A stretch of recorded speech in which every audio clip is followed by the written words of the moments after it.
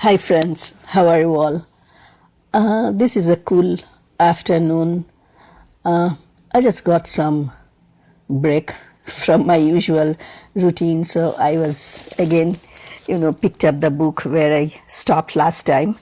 That is Born a Crime by Trevor Noah.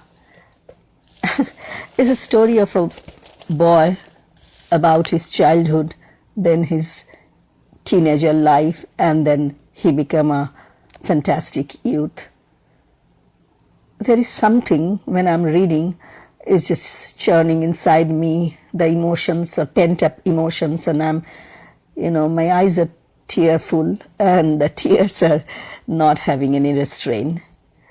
Interestingly, this is not my life, but surely this is a life I have come across very well. So, I can't give you all detail, but rather I would go through the portion which stirred me very much, and I would love to share those portion of the book while you just listen and then try to think about possibilities. I will never forget that day. It was probably one of the weirdest days of my life, going to meet a person I knew and yet did not know at all. My memories of him felt just out of reach. I was trying to remember how he spoke, how he laughed, what his manner was. I parked on his street and started looking for his address.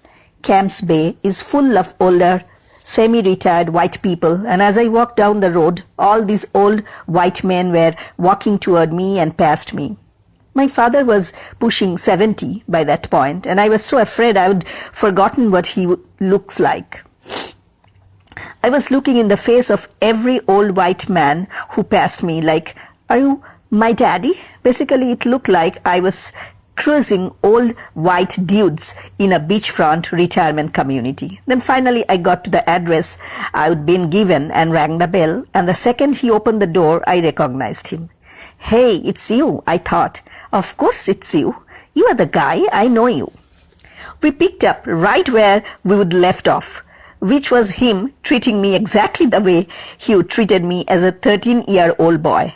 Like the creature of habit he was, my father went straight back into it. "Right, so where were we?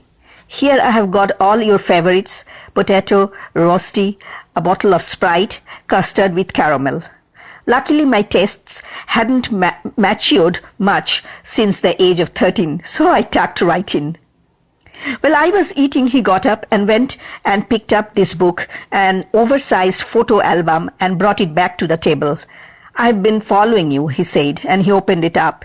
It was a scrapbook of everything I had ever done. Every time my name was mentioned in a newspaper, everything from magazine covers to the teeniest club listings, from the beginning of my career all the way through to the week. He was smiling so big as he took me through it, looking at the headlines. Trevor Noah appearing this Sunday at the Blues Room. Trevor Noah hosting new TV show. I felt a flood of emotions rushing through me. It was everything I could do not to start crying. It felt like this 10-year gap in my life closed right up in an instant. Like only a day had passed since I'd last seen him. For years, I'd had so many questions. Is he thinking about me? Does he know what I'm doing? Is he proud of me? But he'd been with me the whole time. He'd always been proud of me. Circumstance had pulled us apart, but he was never not my father. I walked out of his house that day an inch taller. Seeing him had reaffirmed his choosing of me. He chose to have me in his life. He chose to answer my letter. I was wanted. Being chosen is the greatest gift you can give to another human being. Once we reconnected, I was overcome by this drive to make up for all the years we'd missed. I decided the best way to do it was to interview him. I realized very quickly that that was a mistake. Interviews will give you facts and information, but facts and information weren't really what I was after. What I wanted was a relationship, and an interview is not a relationship. Relationships are built in the silences. You spend time with people, you observe them and interact with them, and you come to know them. And that is what apartheid stole from us, time. You can't make up for that with an interview, but I had to figure out that for myself. I went down to spend a few days with my father, and I made it my mission. This weekend, I will get to know my father.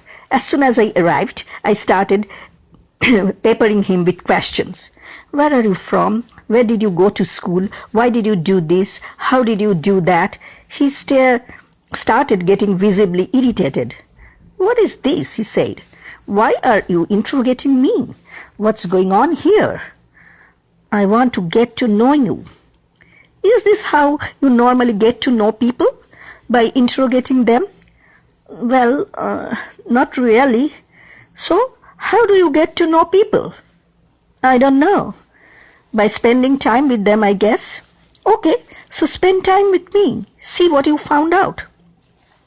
So we spent the weekend together. We had dinner and talked about politics. We watched F1 racing and talked about sports.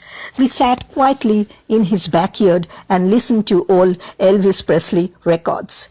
The whole time he said not one word about himself. Then, as I was packing up to leave, he walked over to me and sat down. So, he said, in the time we've spent together, what would you say you have learned about your dad? Nothing. All I know is that you are extremely secretive. You see, you are getting to know me already.